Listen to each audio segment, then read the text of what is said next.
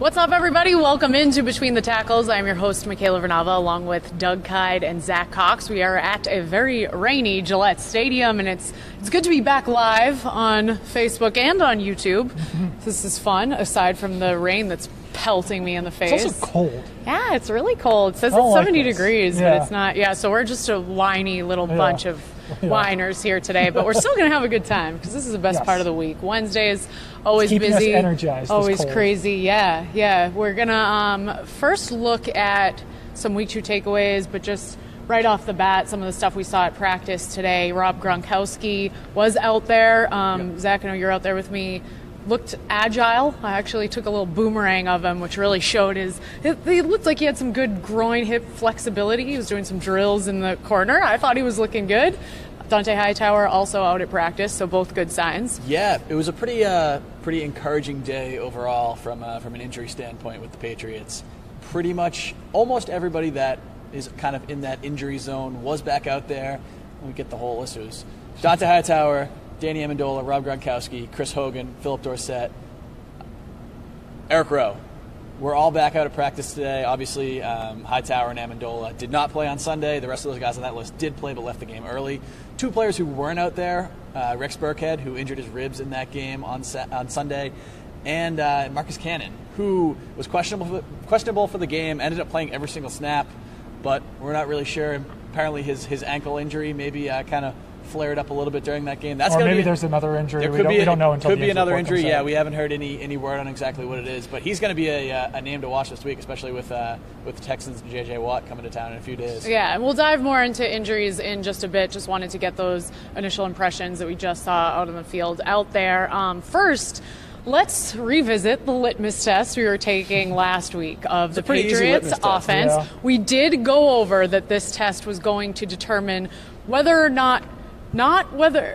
All right, I gotta get the wording on it. It told us that they're not bad, not necessarily that they're fully back on track, but Tom Brady looked pretty darn good. I would say the Patriots offense is back on track. Yeah. Just because it was such a good performance. And I guess we will see against the Texans on Sunday whether that's true or not. We'll get another litmus test. But just the fact that it was the 3rd most passing yards in a game in Tom Brady's career, which has lasted more than half of my life. That's pretty impressive. That's good. He outperformed what Sam Bradford did in week 1, and that's what we were kind of looking for because that was difficult to do. Always good to see Tom Brady outperform Sam Bradford. Sam Bradford completed 84% of his passes in week 1, so it was a difficult task to do, but I really do think that he outperformed it. So, yeah, I was certainly impressed with the offense, and defense still has some question marks, but they looked fine. Yeah, well, we'll get into how, again, the defense will look specifically against the Texans, but sticking with this incredible Tom Brady game, this is something that Zack and I talked about. Was not just talked about it not just the stats, obviously the very impressive 3 touchdowns in the first quarter.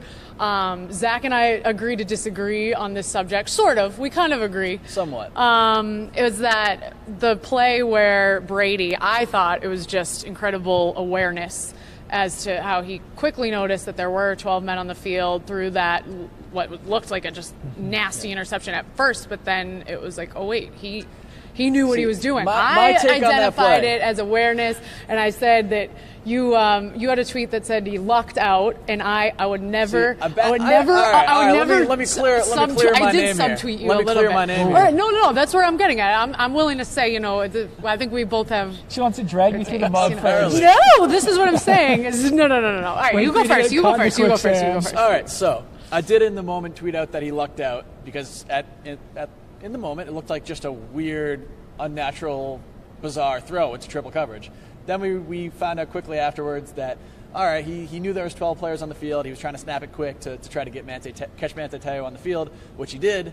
But you don't need to throw it into triple coverage. You could have taken that ball, just thrown it anywhere else on the field other than because, he overthrew Chris Hogan by about 10, 15 yards. I know it doesn't matter because it was a free play, but it's not like they even threw the flag at the snap. So it was risky. He had to rely on the fact that the referees would see the same thing as he did, and obviously they ended up doing the same thing. But yeah, it was. I just thought it was a little too risky. All right, so that's where I do definitely agree with you on that. And you kind of swayed my opinion when you when you made those It's points. I think it's a good point. Very minor gripe. Because there's not many negatives you can take out of this game from Tom yeah, Brady. but it was definitely a risky play. I did see it as just a great display of his awareness, and it's something that, and one thing that I had said to you earlier is the way I look at it is if it were a younger quarterback, like a Marcus Mariota, a guy that maybe is good but hasn't, I mean, no one's proven themselves the way Tom Brady has. That's why I guess I put that faith in. All right, I think he knew what he was doing, but this is why I brought it up. I'm on Team Zack on this one, by the way. I do agree that you make good points. Team Zack, it was a waste of a free play, I think, by throwing the interception. If he had taken another shot, maybe tried to get a big play out of it, which I guess is kind of what he was doing to Hogan, but the throw was so bad that he was really banking on the refs seeing what he saw. And, I mean, what if they don't? What if there's some sort of... Yeah, so I'm kind of on Team Zack on that one. I do think he kind of lucked out. Not lucked out, but on the on the interception to Gronk, 2 plays later when Gronk was being held, when he threw the pick. I think that was a little bit more of a risky play because what if they don't call the holding penalty on that? There was a lot of Tom Brady really swaying the refs in his direction. Very influential in that game. Some people thinking that he should have had stripes on. I mean, does that surprise you at this point? I mean, it's an age-old argument or conversation that you have about players who have proven themselves. He knows the game so well. I mean, I believe it was the Peter King interview that he did this past offseason where he says, I have the answers to the test now. He knows basically the entire rule book, the entire offense, the entire game from top to bottom, that he can be a guy who looks out at the field and says, there's 12 guys on this field. I can tell right now I'm going to snap it right now. Or, Chris Hogan was definitely, this pick over here was definitely within 1 yard of the line. I know that, so I'm going to very forcefully go tell the referees that this is what the case was. And in both situations, he was right. It just shows you, I mean, how experienced and well and knowledgeable, I guess you could say, he is, as he should be, because he's been here for almost 2 decades. If I was a ref, I'd be afraid to kind of, if Tom Brady was like, hey, I just saw this, I'd be like, oh, yep, okay, me too. I'm sure he's backing on that. He said, okay, he knows he has some clout in this league. There was 2 occasions of players kind of loafing to get off the field, one of which was Manti Te'o. Was it Dwayne Allen on the Patriots as well? It might have been, yeah. I think it was Dwayne Allen who was just casually walking off the field and got charged with 12 men on the field. So that was kind of strange to see that twice, but I digress. Yeah, well, another thing that I thought was impressive was, I mean, certainly the production from the Patriots offense was not as high, sustained throughout the game. Obviously, what was it, 2 field goals in the second half? 2 field goals, yeah. It was 30 at half. But overall, as a team, looking at the injuries that did occur in that game, I mean, the Patriots offense was depleted considerably, and that they still managed to win the game and win considerably. They drove down the field once Gronk was out, too. On the drive after Gronk left, they drove down the field really fast on throws to Brandon Cooks, and a throw to Philip Dorsett, which was really long. And they should have scored on that drive, but they just didn't get set for a second before Mike Gillislee scored the touchdown. Then after that touchdown was called back, the Patriots also were flagged for, I believe it was holding on Marcus Cannon. They ended up getting bumped back. So they got pushed back a lot and settled for a field goal. But just the fact that they should have scored a touchdown that drive with no Gronk, with Hogan banged up, no Amendola, I thought that was pretty impressive. That, I mean, granted, it's against the Saints defense, which is horrible. They are garbage. Not good at all. But still, I mean, the fact that you can do that without all those guys against an NFL defense, pretty good. Pretty good. So those injuries, though, that did occur in that game, again, you kind of mentioned, I think you went through them all in the beginning. Good to see them back out on the field, but, I mean, moving forward, if you have all these guys now that aren't at 100%, even if they are out there, do they have to start? I mean, I know that you guys wrote about how they had some guys in for workouts this week. What do you think is going to go on in terms of roster transactions, or do they just wait it out? I think it's good that a lot of these guys seem like they will come back just kind of nicked up. With what we saw from today, it seems like they'll be okay going into this week, especially because Danny Amendola is back on the practice field and looks like he probably will be able to. I guess it's too early to say whether he'll be able to go on Sunday or not.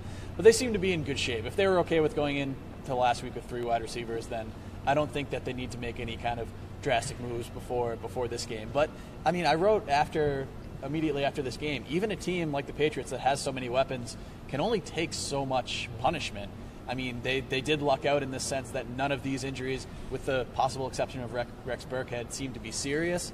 But still, I mean, they finished a game with really they had one fully healthy wide receiver at the end of this past game. Yeah, I think they'll stay put. I think that part of it with Gronk is, Ian Rappaport even said this, if it was a closer game, if it was a game late in the season or something, Gronk probably could have finished that game. Yeah. I think he kind of scares himself with some of these injuries sometimes. He's been so banged up throughout his career that if he even feels a small tweak, he kind of panics a little bit, it seems like, and he looked a little panicked at times on the sideline when they weren't even really checking him out, or we couldn't tell what body part it was that he injured. Tony Romo freaked out a lot of Patriots fans by basically saying that Gronk was out for the season before we even found out where Gronk was injured, which, I mean, Romo will have to, learn to cool out on that a little bit. I think that Romo was kind of concerned about his own back injuries, and that's why he was pushing that on Gronk.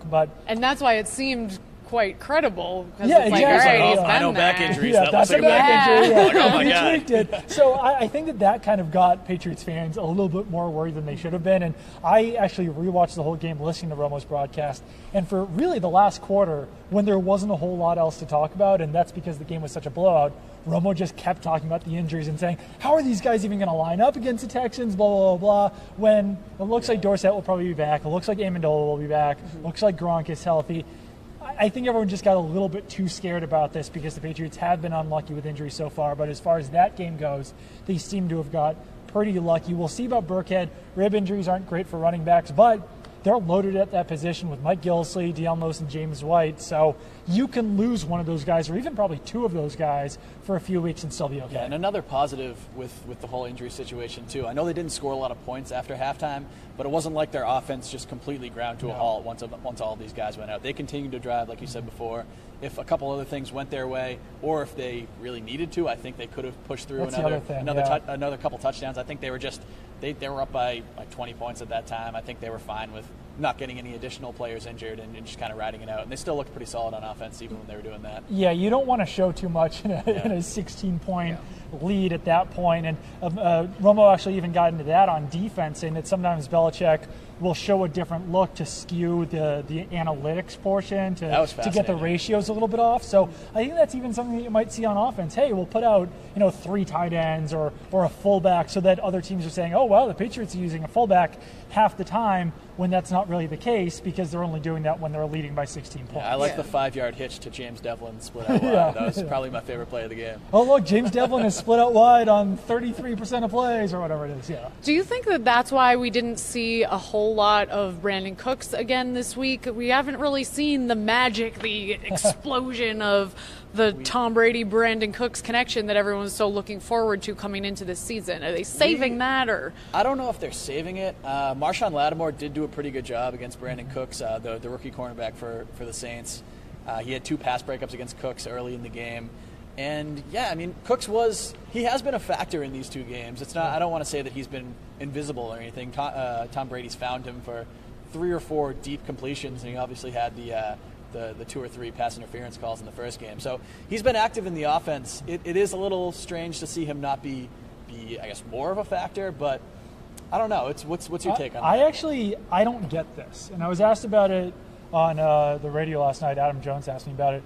I don't really understand what people are panicking over. Brandon Cooks has 150 yards. He's on pace for over 1,000 yards on the season. He had 88 yards in week 1 and drew 3 penalties. I think he's been a factor in the offense. He's not a guy who's going to catch 112 passes like maybe Wes Welker or Julian Edelman could have done.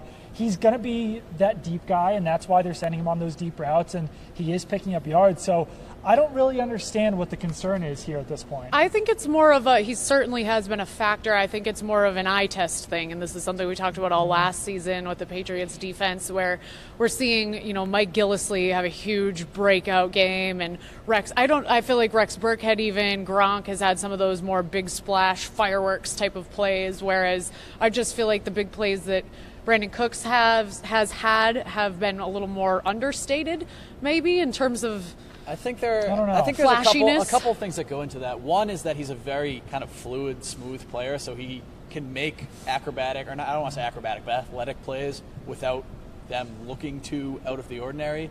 Another one is that he doesn't have any touchdowns yet. He did have a catch that went down to the 1 or 2 yard line in this past game.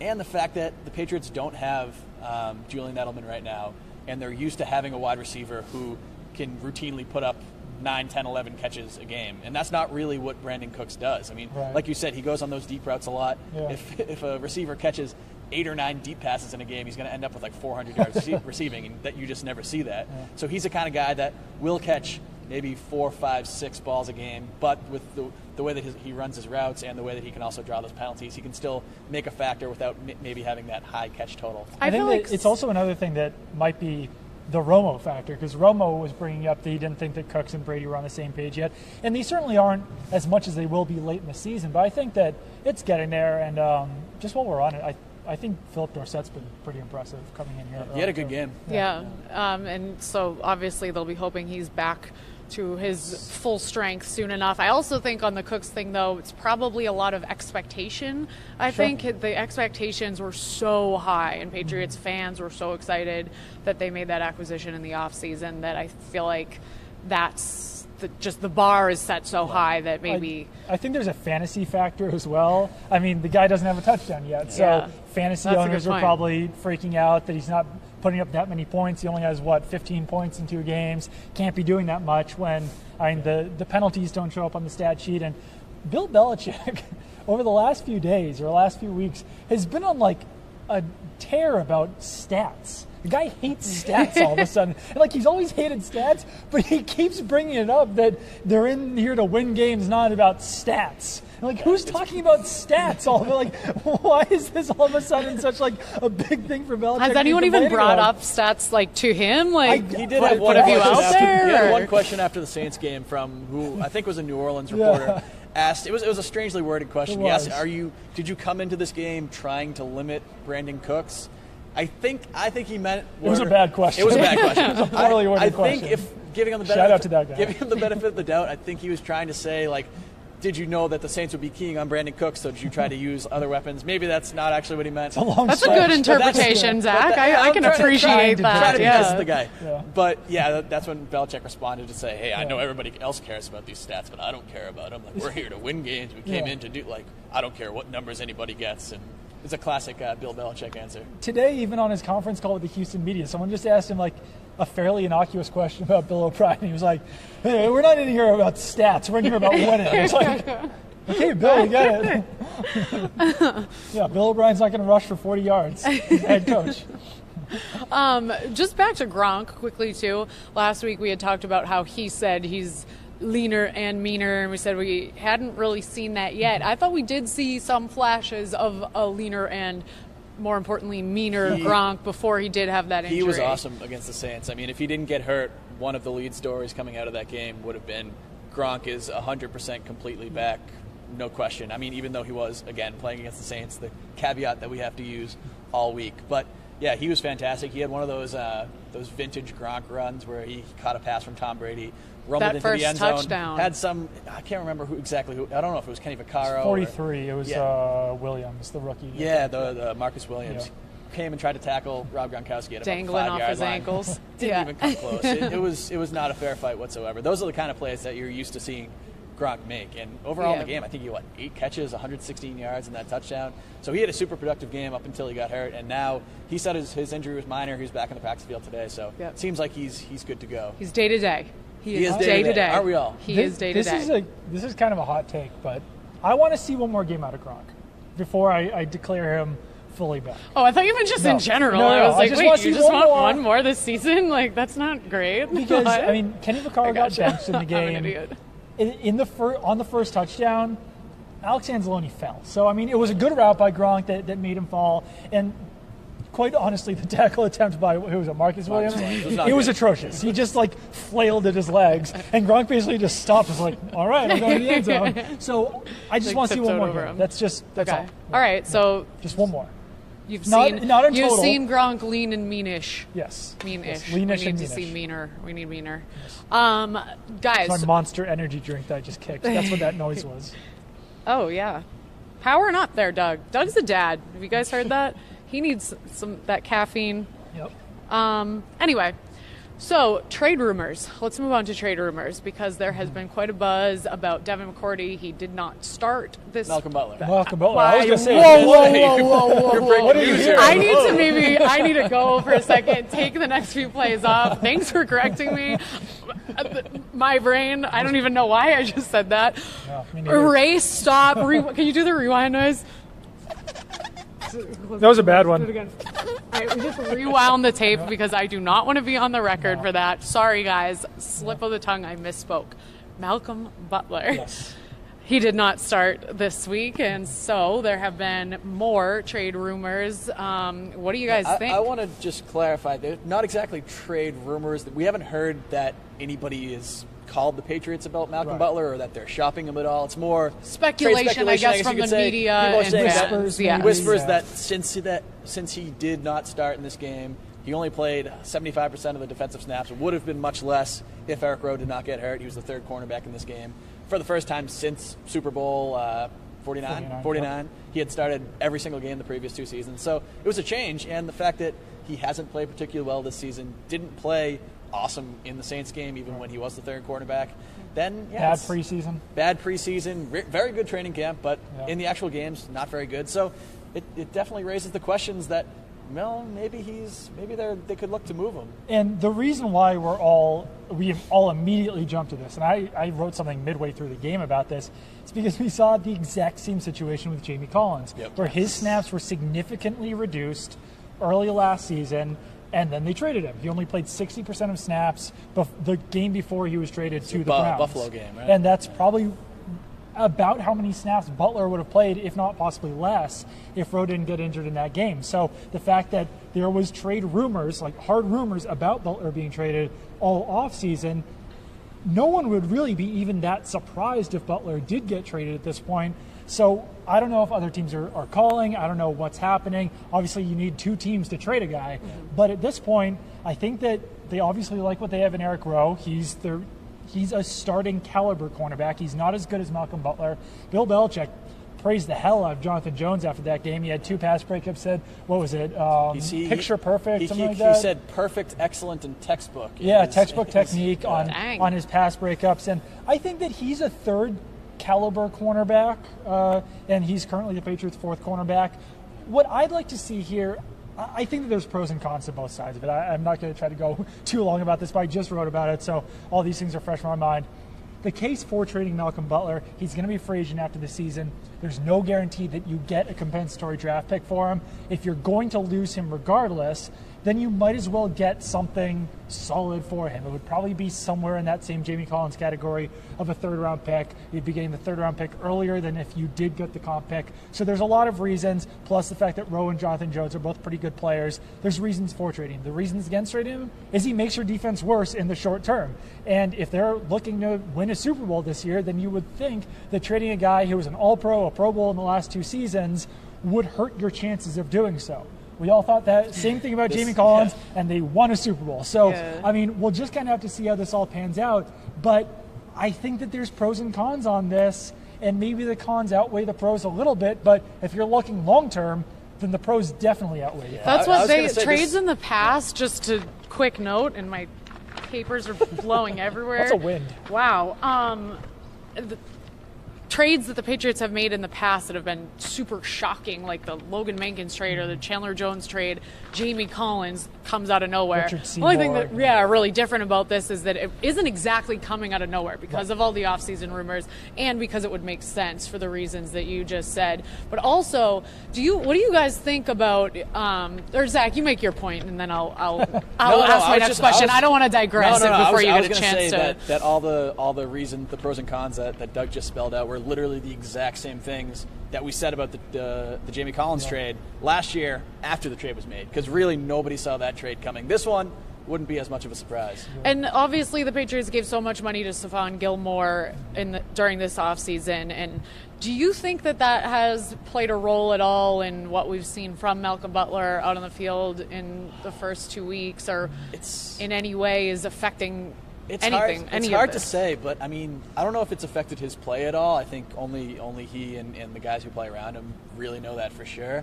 But it's definitely affected the way that the Patriots need to approach this situation, because if they hadn't brought in Gilmore or hadn't signed a cornerback for that much money this past offseason, there would be a greater chance, I think, that they could bring Malcolm Butler back on a commensurate deal when he hits free agency in 2018. The fact that they brought in Stephon Gilmore for that much money, for $65 million, they're not going to pay Malcolm Butler in a contract that's even close to that much money. You can't dedicate that much of your salary cap to 2 cornerbacks.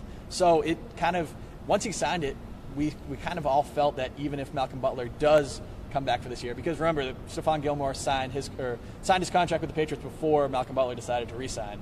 We all thought that even if he does come back, he's probably gone next year unless he decides to take a big-time discount, which there's no reason that he would want to do that. So it definitely plays into it. I don't know if it's gotten into his mind at all. It didn't seem like it from talking to him over the summer and in camp and everything, but, I mean, maybe it has. Maybe it's gotten a little, I don't know. I do have one more thing. I'm going really far down the rabbit hole on this one.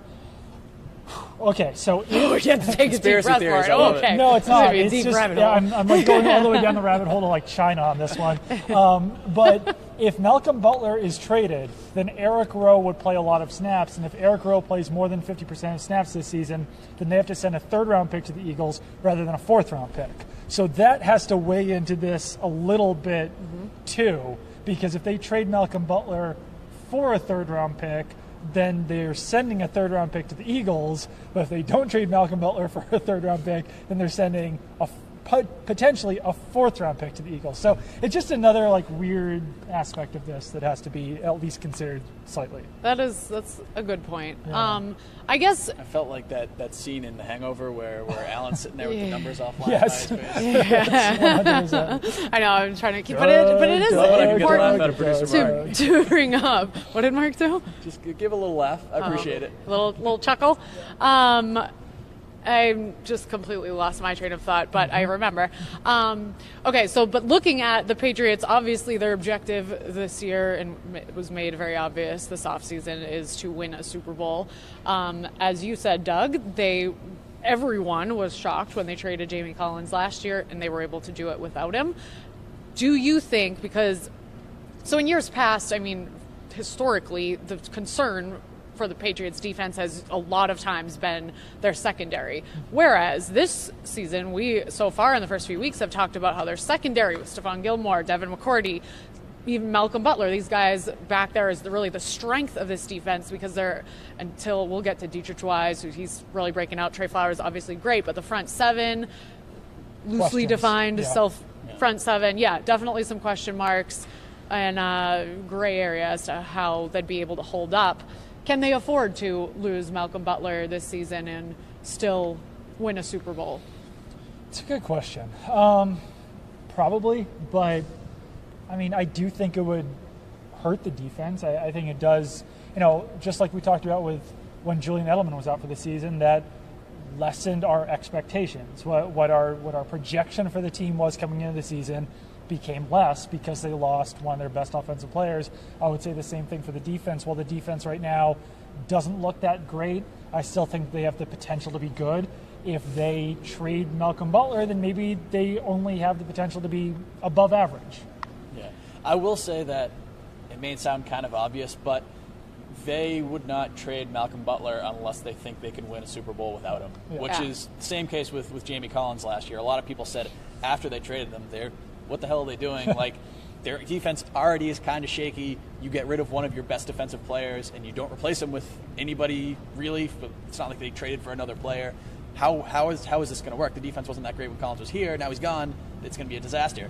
Ended up not being a disaster, and they ended up winning the Super Bowl. So, plus, with how much they loaded up this year, they're not making any moves that could jeopardize their ability to win right now.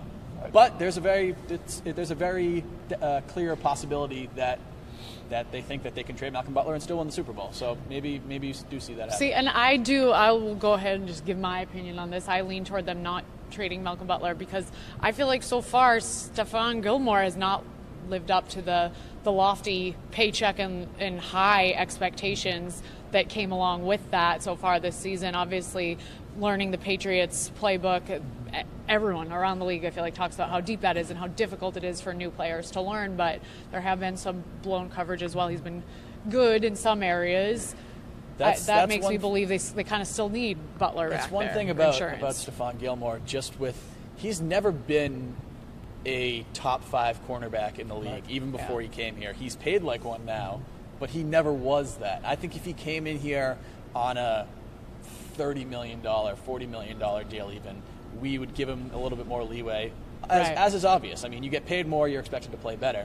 I don't think that he's been bad. I think that he has actually been pretty good overall. Like you said, his play actually in coverage, his ability to limit number of catches has actually been pretty good. It's been among the best in the NFL. But we have seen some pretty high-profile either screw-ups or just kind of he had the one play to allow the long touchdown to Tyreek Hill in Week 1. Still don't exactly know if whether that was his fault or McCourty's fault. Yeah. But when you just look at McCourty's been here for so much longer, he probably knows the defense a little better. Yeah. Then you saw him get caught up in a couple pick plays against the Saints. Yeah, and that one was a weird one too because it wasn't actually his man that went off for the long catch, but when Stephon Gilmore fell down, Eric Rowe switched to the other receiver, which left who was a Brandon Coleman wide open. So a couple of these things that we're seeing from Gilmore there's a question as to whether it's even his fault. And it was his fault that he got knocked on the ground, but was it his receiver? I think that one more thing on this Butler thing before we wrap it up is that I think that this is the reason why Belichick is willing to trade guys when they're entering a contract year and they don't intend to keep them, is that sometimes a guy, I'm not saying this is the case with Malcolm Butler, not sure if this was the case with Jamie Collins or if it was even going to be the case for Chandler Jones, but when you know you're not going to stay with a team, you might start to go into business for yourself a little bit and maybe try to get those interception numbers rather than, being part of that team defense. So if that is the concern in this situation, then perhaps, the Patriots would be better one way or the other if they do get rid of Butler. Once again, not saying that that's the case, but I think that that's why they're sometimes willing to move on from these players a year early so that they don't start playing selfishly. Once again, very good point. Very good point. It goes back to the freelancing rumors last year with Jamie Collins. Yeah, same kind of deal. And I guess then in retrospect, do you guys, I feel like it's not much of hindsight, or it's not like there's anything we didn't know, because we knew Stephon Gilmore wasn't a top 5 corner in the league, but seeing what we're seeing play out, do you think they maybe shouldn't have signed Gilmore for the money that they did and maybe given Butler the money that he wanted? Potentially. I mean, I think if we wait a couple weeks, Stephon Gilmore is going to emerge as maybe not an all-pro, but I think he's going to kind of, the more games he gets in this system, I think he's going to settle in, because like we said, most of his kind of big plays allowed this so far have been either miscommunications, blown coverages, or just kind of like being in the wrong place at the wrong time. It hasn't been really that he's been just getting torched down the field. Yeah, I think he's covering well. Yeah, so I think he's only going to improve as the year goes along. So I think it's definitely far too early to call the contract a mistake or anything. But you can even if he ends up being a very, very good cornerback, you can still always quibble with the fact that you're dedicating so much money to him where you could be putting it elsewhere. So it's always going to be a concern. Yeah, well, let's move on. And now next on the agenda is let's take a look at how the Patriots offense is going to match up against the Texans defense, which has been very strong, although I don't really know what kind of litmus test we can say they've had, because it's been against Andy Dalton and Blake Bortles-led offenses so Andy far. Dalton but is really, really bad this year, by the way.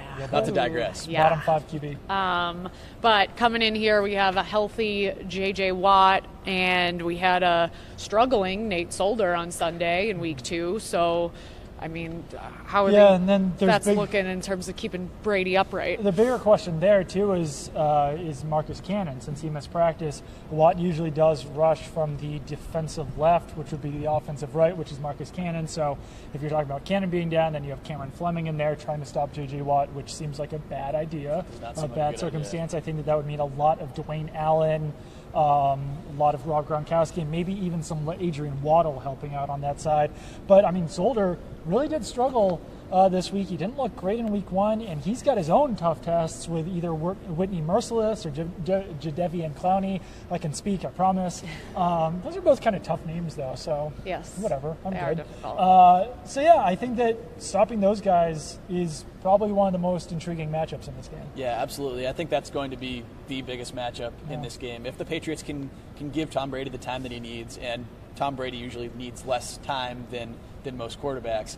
But it depends on Amendola. It does depend on Amendola, but if as long as his receiving core is in relatively good shape and he gets some time, I think this could end up being a Patriots blowout, because right now the Texans secondary is pretty beat up. They lost both of their starting cornerbacks in this past game. One of them, Jonathan Joseph, could be back for this weekend, but the other one, Kevin Johnson, is out for the next 5 or 6 weeks at least, and they just signed a couple random guys off the street, so they could really be kind of patchwork back in that secondary. They don't have A.J. Bouye anymore, who's now with Jacksonville. So I think if as long as Tom Brady isn't getting smashed a second after every snap, I think he can easily pick apart this defense. Well, it's really important that they keep Tom Brady from getting sacked because he's 40. He is 40. He is 40. He's 40. And also, maybe but he's pliable. Maybe we'll see another big Deion Lewis game for you fantasy that was owners. good. He did have in the playoffs. He obviously had 3 touchdowns here the last time these guys played in the playoffs. Another fun fact, I don't know if you guys know, but there are a lot of connections between Ooh, and Houston. yes, fun. Let's go into all of them right now. I don't know if you know that. There are some connections. I'm sick of the Texans. I said this on Twitter last night. I wanted to tee you up. I'm sick of them tell him, Doug. Tell him. I'm going to start screaming about this. Oh, my God. Let it all out, man. Let it out. The second time they played them like this month, I'm tired of the Texans. You know, I don't want to hear about Mike Vrabel. I don't want to hear about whether Bill Belichick thought that he was a head coaching candidate when he was playing for the Patriots. I don't care. I'm done with it. I'm actually pretty glad that these guys played and practiced a month ago, so we got to write all those now you just off the field storylines them, in August recycle rather than them. having to write them all this week. It was nice. We got all the fact that they have like 9 former Patriots on their coaching staff. The fact that Wes Welker's a new coach there, and it's all gone.